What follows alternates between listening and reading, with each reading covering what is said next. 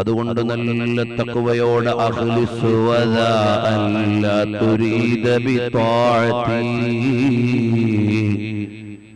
അല്ലാഹുവിലേക്ക് നല്ല ഖൽബോടെ അടുത്ത തഖ്വയോടെ ജീവിക്കണം. ഹബീബായ നബി സല്ലല്ലാഹു അലൈഹി വആലിഹി വഅസ്ഹാബിഹി വസല്ലം തങ്ങളെ നന്നായി ഇഷ്ടം വെക്കണം. നബി സല്ലല്ലാഹു അലൈഹി വസല്ലം തങ്ങളുടെ മേൽ സ്വലാത്ത് നന്നായി ചൊല്ലണം. എന്നും സ്വലാത്ത് ചൊല്ലുന്ന ഒരു നല്ല മുഅ്മിനായി മുഅ്മിനത്തായി ജീവിച്ചാൽ എന്റെ പ്രിയമുള്ള ചെറുപ്പക്കാരാ, സ്വലാത്ത് ഏറെ ആയിരക്കണക്കിന് സ്വലാത്ത് ചൊല്ലുന്ന ചെറുപ്പക്കാരെ എനിക്കറിയാം. അവര് മദീനയിലെത്താൻ കൊതിച്ചിട്ട് മദീനയിലെത്തിയവരുണ്ട്. കിനാവിൽ ഹബീബായ തങ്ങളെ ഒന്ന് കാണണമെന്ന് മോഹിച്ചിട്ട് കണ്ടവരുണ്ട്. മദീനത്ത് ചെന്ന് നല്ല നല്ല അനുഭവങ്ങൾ കിട്ടിയവരുണ്ട്. അങ്ങനെ സ്വലാത്ത് ചൊല്ലിയിട്ടൊന്ന് കിടന്നുറങ്ങിക്കോ മോനെ. സിനിമാ ഗാനം കണ്ട് കേട്ട് കിടന്നുറങ്ങണ്ട. അനാവശ്യങ്ങൾ കണ്ടുകൊണ്ട് കിടന്നുറങ്ങണ്ട. കിടന്നുറങ്ങാൻ നേരെ ഒരു മുഅ്മിൻ പറയുന്ന ദിക്ർ ഏതാണ്? ബിസ്മിക റബ്ബി, അല്ലാഹുവേ നിന്റെ നാമത്തിൽ വദഅതു ജംബി, ഞാൻ എന്റെ പാർശ്വം വെച്ചിരിക്കുകയാണ്, ഞാൻ കിടക്കുകയാണ്. ഇൻ അംസക്ത റൂഹി ഫർഹംഹാ, ഈ ഉറക്കിൽ ഞാൻ മരിക്കുമോന്നറിയില്ല. അങ്ങനെ ഈ ഉറക്കിൽ ഞാൻ മരിച്ചാൽ നീ കാരുണ്യം ചൊരിയണേ റബ്ബേ. വഇൻ അർസൽതഹാ ഫഹ്ഫദ്ഹാ, നീ വിട്ടുതന്നാൽ നീ ഒരു പിടുത്തമാണ്. ഉറക്കമെന്ന് പറയുന്നത് മരണത്തിന്റെ ഒരു സാമ്പിളാണ്. ബോഡിയിൽ നിന്ന് ആത്മാവിങ്ങനെ മാറി നിൽക്കലാണ്. അതങ്ങ് നിരന്തരമായി മാറി നിന്നാൽ അത് മരണമാണ്.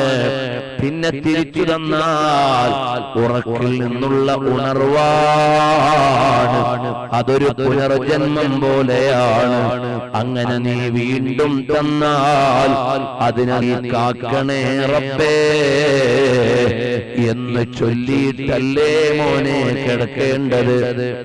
അങ്ങനെ കിടക്കുമ്പോൾ സ്വലാത്ത് ചൊല്ലി ചൊല്ലിയാണ് നിന്റെ ഉറക്കമെങ്കിൽ, ഹബീബായ തങ്ങളെ ഓർത്തോർത്താണ് നിന്റെ ഉറക്കമെങ്കിൽ, പാതിരാത്രിയുടെ പഴുതിൽ മദീനയുടെ രാജാവ് തെളിഞ്ഞു വരുന്നില്ലേ?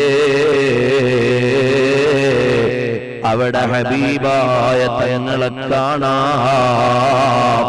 അല്ലാഹു തആല നമ്മേവരെയും ഹബീബായ നബി സല്ലല്ലാഹു അലൈഹി വസല്ലം തങ്ങളുടെ യഥാർത്ഥ മുഹിബ്ബീങ്ങളിൽ അല്ലാഹു ഉൾപ്പെടുത്തി തരുമാറാകട്ടെ. എല്ലാ ചെറുപ്പക്കാരും എഴുന്നേറ്റ് ഒരൽപ്പസമയം മുന്നോട്ട് നിന്നാൽ പ്രയാസമുള്ള ഉപ്പമാരി എഴുന്നേൽക്കേണ്ടതില്ല, രോഗമുള്ളവർ എഴുന്നേൽക്കേണ്ടതില്ല. പ്രയാസമില്ലാത്ത എല്ലാവരും ഒന്നടുത്തേക്ക് വന്നാൽ യാ റബ്ബു യാ അല്ലാഹ്, നിന്റെ പവിത്രമായ ദീനിന്റെ ചിഹ്നങ്ങളായ മഹാന്മാരായ ആലിമീങ്ങൾ, ഔലിയാക്കൾ, സ്വാലിഹീങ്ങൾ, മുത്തഖീങ്ങൾ അവരെ ഓർക്കുന്ന പരിപാടികളാണിതെല്ലാം. നേരത്തെ ഇവിടെ തങ്ങൾ പ്രസംഗിക്കുമ്പോൾ പറഞ്ഞു, കാസർഗോഡ് ജില്ലയിൽ ഒരു മനുഷ്യന്റെ ജനാസ കേടുവരാതെ കണ്ടു എന്ന്.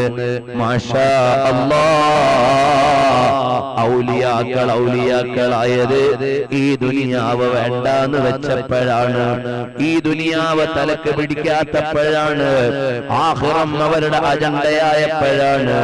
നമ്മൾ ഇന്ന് ഔലിയാക്കളുടെ അടുക്കൽ പോകുന്നത് ദുനിയാവ് ചോദിക്കാനാണ്.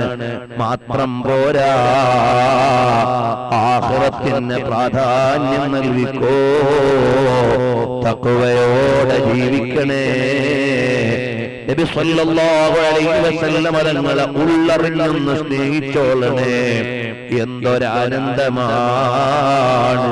അനീസി ഇൻദ വഹദതി വജലീസി ഇൻദ ഖൽവതി.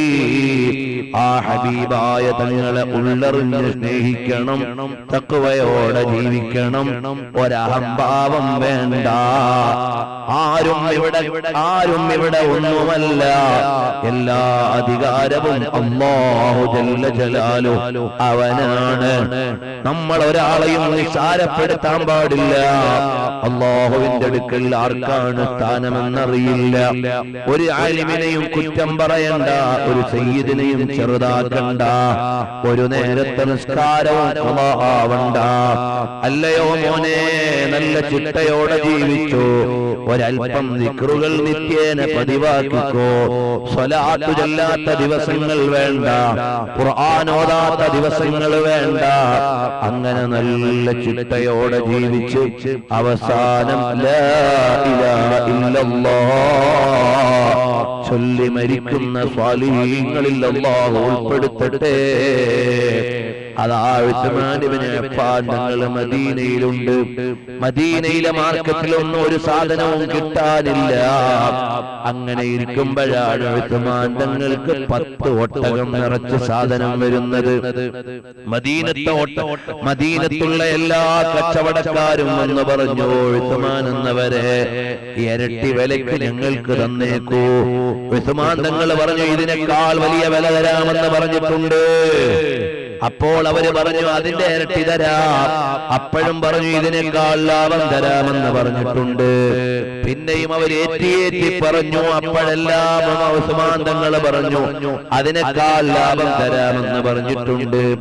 അപ്പൊ ചോദിച്ചു, മദീനത്തെ കച്ചവടക്കാരെല്ലാം ഇവിടെ ഉണ്ടല്ലോ, നിങ്ങളോട് ആരാണ് പറഞ്ഞത് ഏറെ ലാഭം തരാമെന്ന്? അതേ, ഖാലിഖായ റബ്ബ് പറഞ്ഞതാണ് 10 ഇരട്ടി കൂലി തരാമെന്ന്. ഇപ്പോൾ മദീനയിലെ മാർക്കറ്റിൽ ധാന്യങ്ങളില്ലാത്തത് കൊണ്ട് നിങ്ങൾ ഇരട്ടി വിലയ്ക്ക് വാങ്ങിയിട്ട് അതിന്റെ ഇരട്ടി വിലയ്ക്ക് വിൽക്കാനല്ലേ? അതുകൊണ്ട് അതിനേക്കാൾ ലാഭം റബ്ബെനിക്ക് തരാമെന്ന് പറഞ്ഞിട്ടുണ്ട്. ഈ 10 ഒട്ടകത്തിന്റെ മേലെയുള്ള ധാന്യങ്ങളും മദീനക്കാർക്ക് സൗജന്യമാണ്, ഫ്രീയായി നൽകുകയാണ്, കച്ചവടക്കാർക്ക് നൽകാനില്ല. അബ്ദുല്ലാഹി ഇബ്നു അബ്ബാസ് തങ്ങളാണ് ഇക്കാര്യം റിപ്പോർട്ട് ചെയ്തത്.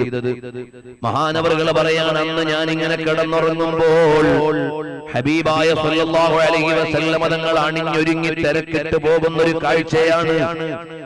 ഞാൻ പറഞ്ഞു, തങ്ങളെ നല്ല രസമുണ്ടല്ലോ കാണാൻ, തങ്ങൾ എവിടേക്കാണ് പോകുന്നത്? ഞാൻ സ്വർഗത്തിലേക്ക് പോവുകയാണ്. അവിടെ ഒരു കല്യാണം നടക്കാൻ പോകുന്നുണ്ട്, ഞാനതിൽ പങ്കെടുക്കാൻ പോവാണ്. ആരാണ് മണവാളൻ?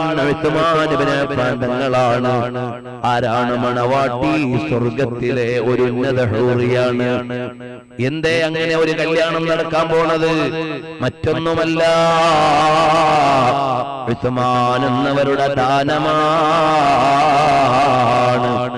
അഥവാ ഒരാൾ ദാനം ചെയ്ത് അല്ലാഹുവിന്റെ മാർഗത്തിൽ ചെലവഴിച്ചാൽ മുത്തുനബി തങ്ങൾക്ക് ഇഷ്ടമാണ്, സ്വർഗീയ ലോകത്ത് ആനന്ദമാണ്, ആത്മീയ ലോകത്ത് ആഘോഷമാണ് എന്നുകൂടി പറഞ്ഞ സംഭവത്തിന് പ്രമാണമുണ്ട്. അന്നദറയിൽ ഉദ്ധരിക്കുന്നുണ്ട്.